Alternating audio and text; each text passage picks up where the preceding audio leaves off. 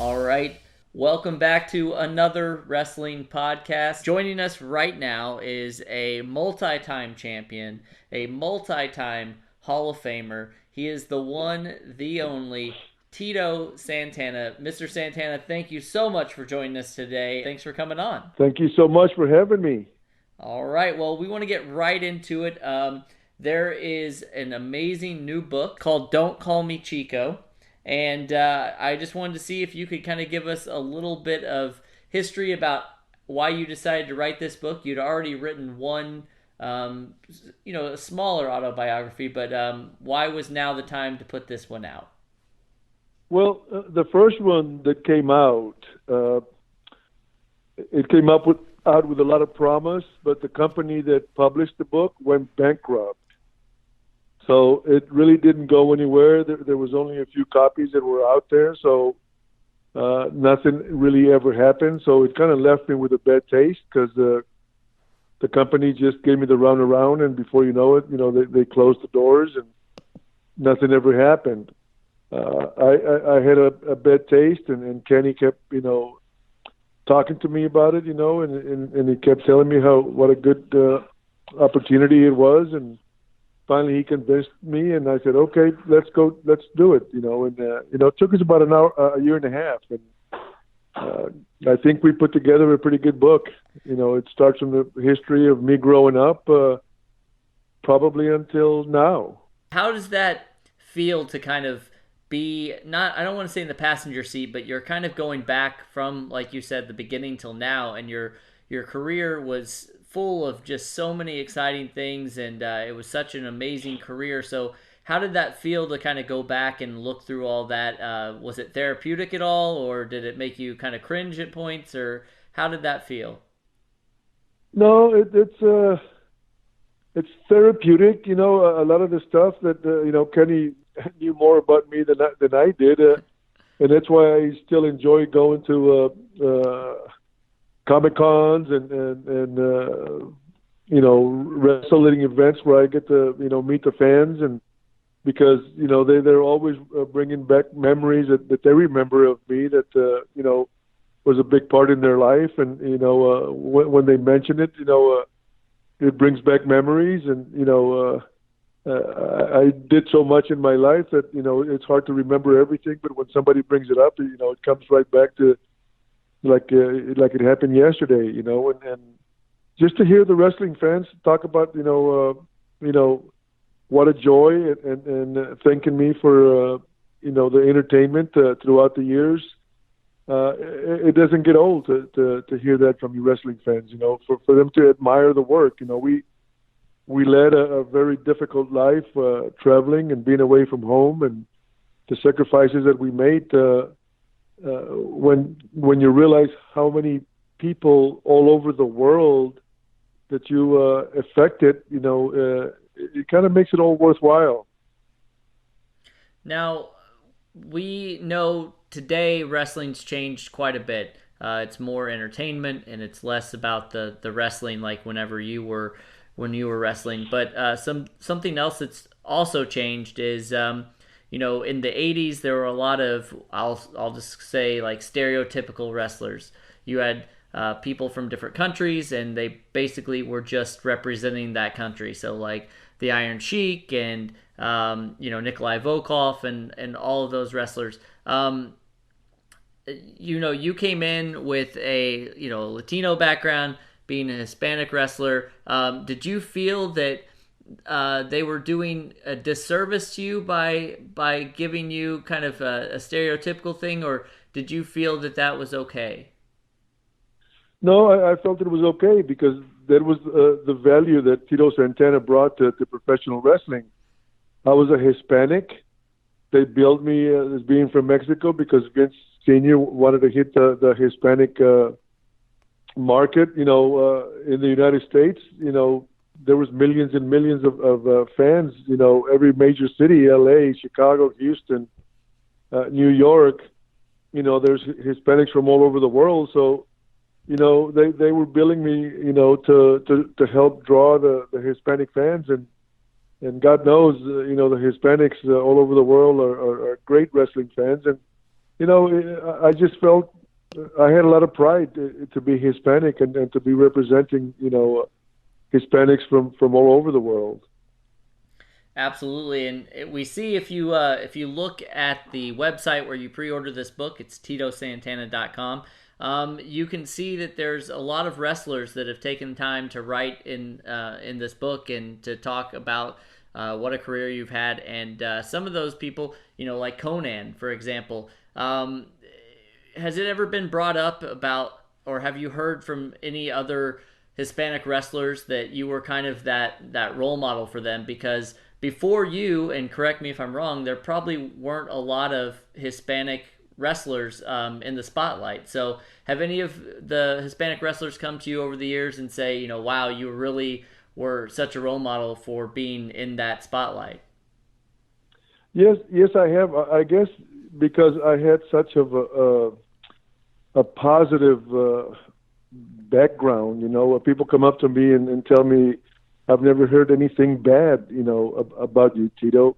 I remember in 2004 when I got inducted into the Hall of Fame, Eddie Guerrero came up and he was the world champion, and here's the world champion thanking me for opening up the doors for the Hispanics in the WWE. That really made me feel good, and Rey Mysterio, and you can just go down the line. The new wrestlers, whenever they see me, I guess I was the one that got big in the WWF back then, and I did have a pretty good name, and I did open some doors for and I was happy that I was the pioneer for the Hispanics, to see some of them be so successful after me.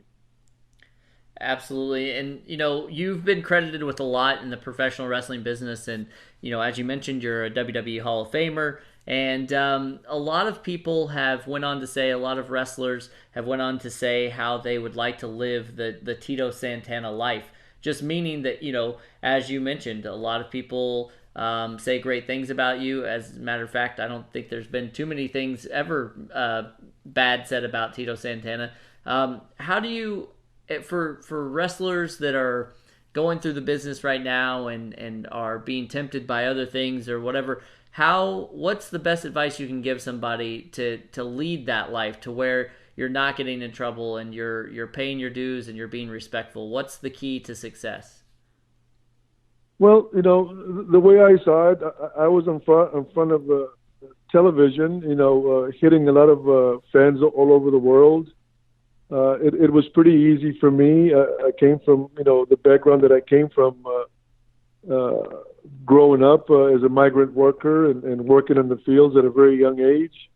I realized, we had to work, $1 an hour. I remember working in the fields, so we'd be out there all day for $8 a day.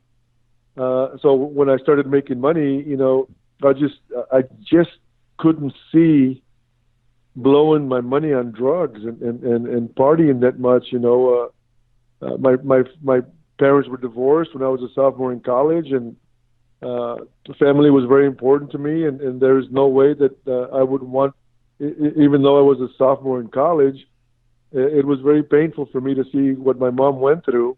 There's no way that I was going to have my kids go through the same thing that I went through. So, it was, family was very important to me for, forever.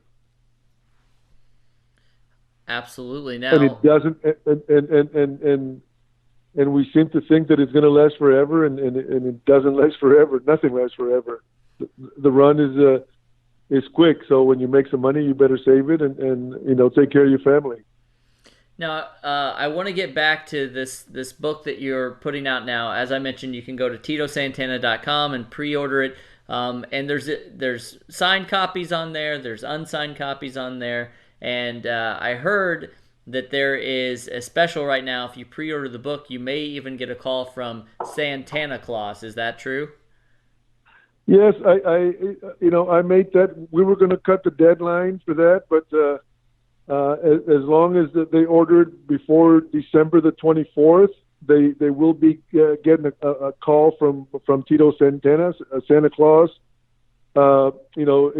probably will come after Christmas, but anybody who pre-orders my book, the deadline is December 24th. I will be making a call because every fan that pre-orders the book is helping me out, and I appreciate my fans, and I'm going to keep my word to them. Now, about this book, this is a much larger book. It's about 400 pages, I believe. What can fans expect from this book? If they pick up this book, what are some of the things they'll get to read about in this book? Well, like I said, I chronological my life from a very young age, and how I got, it was my eighth grade coach who really helped me in my life. I talk about him. I could have gone, the wrong way and hanging out with the wrong people, and he got me involved in sports. And I came from a poor family. I ended up getting a football scholarship, and there's a bunch of angels that have been present in my life. For example, Tully Blanchard just happened to be the quarterback at West Texas State. We played together, me and him and the $1 Million Man, Ted DiBiase, and they convinced me to give wrestling a shot. So I played professional football, and then after a couple of years, I decided to, go into wrestling. So, they're going to be able to see and feel and experience, the life that we led on the road. It wasn't an easy life, missing birthdays, missing anniversaries, missing, we were always entertaining on Thanksgiving Day, on New Year's Eve, on Christmas Day. Those were big days. So there was a lot of sacrifices that the people will be able to experience and feel. And pretty much we all went through the same thing, and there's some happy moments, some ribbon that went on, and amongst wrestlers, and it's I don't think we missed very much. I think they're gonna see a lot of stuff. I don't write anything negative about anybody because we were a fraternity, and I respect everybody, and we all did our own thing, and to each their own. It's just so sad to me, that a lot of us at the time thought it was going to last forever, and the money was going to keep coming, and a lot of my friends did not plan and save, and it didn't last forever. And now that we've gotten older, I was very happy and lucky that I had a degree, and I've been teaching for 23 years. So I talk about all that in my book, and hopefully the fans enjoy. Well, being a teacher for 23 years, it may be just as difficult as being a professional wrestler. I'm not for sure, but with the advent of the WWE Network and people being able to see you, some kids, younger kids, for the first time, like wrestling, watching the network. Have you had any of your school kids come up to you, and do they realize who you are? Do they realize the career you had before you got into teaching? Yes, they do, because now all they have to go to, they're so good with computers, technology, they can just Google Tito Santana, and they have all kinds of matches. The network from the WWE has revived the legends' careers. I can't believe that fans are still talking about Tito Santana, and fans still come up and want an autograph from Tito Santana. And I retired in 1993, so the network has been really good for us. I mean, there's some guys that are making a living, with weekend appearances that they make, and I'm happy for them. I myself enjoy doing a few, but I just don't like being on the road and being away from my family that much anymore. I still come out, but not as much as a lot of my friends that are out there, still making a living and total dependence on the business.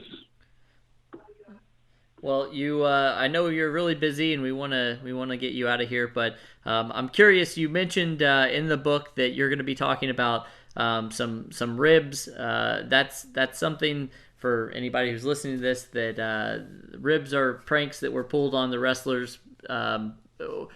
We've heard the stories, a lot of stories about Owen Hart being a big prankster. But since your career spanned so many years, was there somebody else that was really good at pulling pranks? And how was that taken by the rest of the people in the locker room?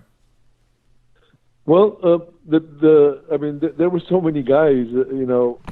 Uh, it was pretty hard to prove who was doing the ribbing.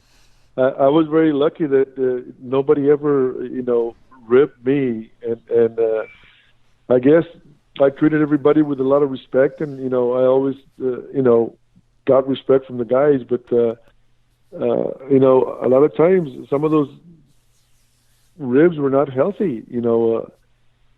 Guys would be had inhalers, and they would put different kind of gases that that that would almost kill some of those guys. When they would inhale that. Some guys that were cheap on the road. Mr. Fuji, we invited him over for dinner one time and cooked a dog meat, for them, and didn't tell them about it, some of them were harmless, and some of them were meant to be, sending a message.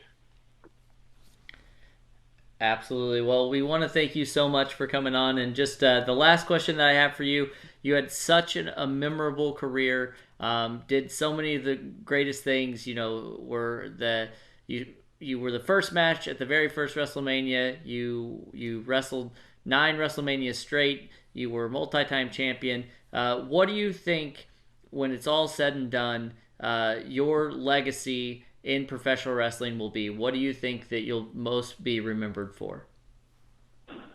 Well, I think that I'm going to be remembered for somebody who was dependable, reliable, and somebody who every time he stepped into the ring, I gave it 100%. I went out there, entertained the people. I honestly felt so confident in the ring that I was a good worker and good entertainer in the ring, that they put me in a good spot. I was going to make it very difficult for anybody to follow my match. And we all felt the same way. Everybody we had a lot of great bunch of guys that could work. That we had the same mentality. We were the pioneers. We wrestled before the big growth. We were wrestling in huge arenas with 1,000 people. Talk about a horrible feeling when there's 1,000 people in an arena who hosts 20,000 people, and we were still working our butts off, and that's how we grew the business. We went out there and everybody on the card would give 100%, but I can guarantee you that nobody worked harder than I did. Well, we want to thank you so much for your time. We hope you have a great holiday season, and be sure to go and check out TitoSantana.com. And also, I believe you have a Pro Wrestling Tees site as well. Is that correct? Yes, I do, and I also have a Cameo. And my Cameo is been doing, amazingly good, and I'm so grateful for all the fans that are making different requests for me, day in and day out. Thank you so much for coming on and joining us on another wrestling podcast. Thank you so much. Arriba!